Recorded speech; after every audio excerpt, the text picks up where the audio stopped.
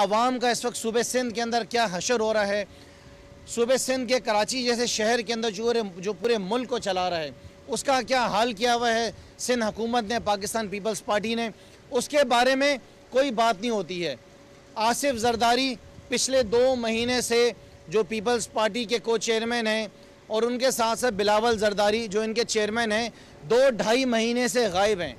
कहीं पे नज़र नहीं आ रहे हैं। अवाम का क्या हाल है कोई पूछने वाला नहीं है कि आसिफ जरदारी कहाँ गायब है, बिलावल जरदारी कहाँ गायब है। लोग सिसक रहे हैं, लोगों को परेशानी है, यहाँ पे बेरोज़गारी के मसाइल हैं, यहाँ पे लॉकडाउन के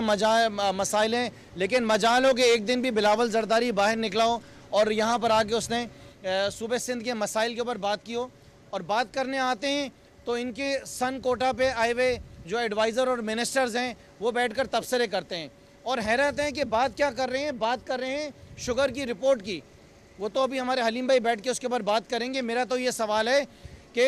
इनके मिनिस्टर और एडवाइज़र ये ज़रूर बता दें कि आसिफ अली जरदारी साहब की कितनी शुगर मिले हैं, इनकी जायदाद कितनी है, इनका शुगर मिल पे स्टेक कितना है, ओमनी ग्रुप की कितनी शुगर मिले हैं।